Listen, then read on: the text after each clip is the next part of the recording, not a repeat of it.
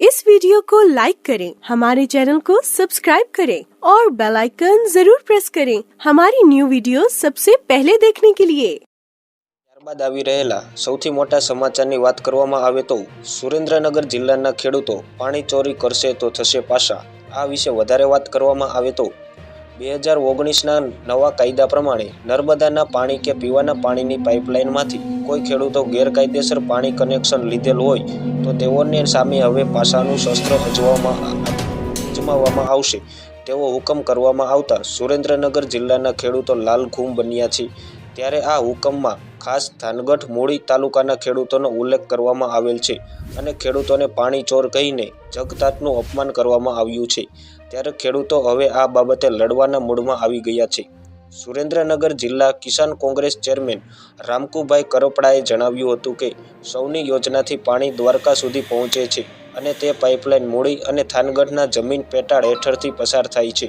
ત્યારે અહીંના ખેડૂતોને સિંચાઈ માટે નર્મદાના નીર આપવામાં આવતા નથી અને પીવાનું પાણી પણ ગામડાઓ સુધી સરકાર પહોંચાડી શકેલ નથી। આ વિશે વધારે વાત કરવામાં આવે તો 2002થી ખેડૂતોને સૌની યોજના પાઇપલાઇનના સપનાઓ આવતા હતા અને સૌરાષ્ટ્રના તમામ ડેમો ભરવામાં આવેશની જાહેરાત કરવામાં આવી હતી। ત્યારે 2019ની સૌથી યોજના પાઇપલાઇન ચાલુ છે અને થાનગઢ મૂળી તાલુકાના ગામોની અંદર આપવામાં આવતું નથી। ત્યારે ખેડૂતો કોઈ નાની પાઇપલાઇનમાંથી પિયત માટે પાક બચાવવા માટે પાણી કનેક્શન લીધેલ ઝડપાઈ જશે તો પાસાનું શસ્ત્ર ઉગમવા કેટલું વ્યાજબી ગણાય। ખરેખર આ ખેડૂતોને પાણી ન પહોંચાડી શકનાર સરકાર લાજવાના બદલે ગાજવા લાગી છે અને ખેડૂતોને ચોર કહીને અપમાન કરી પાસાનો ગેરકાયદેસર ઉપયોગ કરી રહી છે। ત્યારે ખેડૂતો આ બાબતે સરકાર સામે મોરચો માંડી કીડીને કોસનો ડામ જેવો પાસાનો કાયદો તરત લેવા આતુરતામાં આવી રહ્યા છે। ત્યારબાદ આવી રહેલા મહત્વના સમાચારની વાત કરવામાં આવે તો હવામાન નિષ્ણાત પરેશ ગૌસ્વામીએ તેમની યુટ્યુબ ચેનલમાં હવામાન પર અસર કરે અને તેના ડાઉન અંગે જણાવ્યું હતું કે 2023ના ઓગસ્ટ મહિનાથી અલ નીનો એક્ટિવ છે, તેનો પ્રભાવ ગુજરાતમાં બતાવી રહ્યું છે। આ વિશે વધારે વાત કરવામાં આવે તો ગયા વર્ષે ઓગસ્ટ મહિનામાં અલ નીનો સ્થાપિત થયું ત્યારે વરસાદ નબળું રહ્યું હતું। તે પછી સપ્ટેમ્બર અને ઓક્ટોબર મહિનાની અંદર અલ નીનોની અસરના કારણે એવું જોવા મળ્યું કે જ્યારે વરસાદ થયો ત્યારે અતિવૃષ્ટિનો માહોલ સર્જાયો અને ન પડ્યો ત્યારે વરસાદની ખેંચ વર્તાઈ હતી। આમ સપ્ટેમ્બર અને ઓક્ટોબર દરમિયાન ચોમાસું અનિયમિત જોવા મળ્યું હતું, જેને અલ નીનોની ઇફેક્ટ ગણી શકવામાં આવે છે। વધારે વાત કરવામાં આવે તો નવેમ્બરના પાછલા પખવાડિયાથી ઠંડીની શરૂઆત થતી હોય છે અને ડિસેમ્બરમાં સારી એવી ઠંડીનો માહોલ જોવા મળતો હોય છે।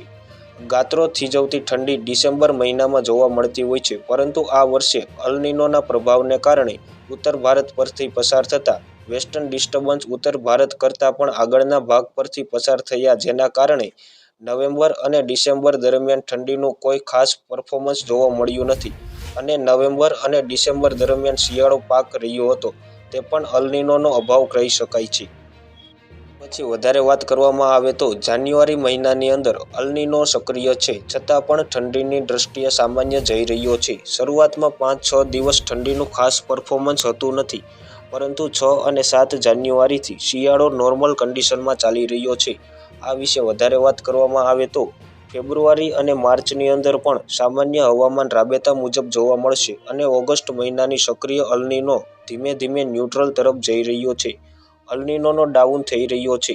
અમારું એવું અનુમાન છે કે માર્ચ મહિનાના પહેલા અઠવાડિયાની અંદર અલ નીનોનો ન્યુટ્રલ થઈ જશે, એટલે લાનીના અને અલ નીનો નહીં હોય, એક પ્રકારે સમાન હવામાન જોવા મળશે।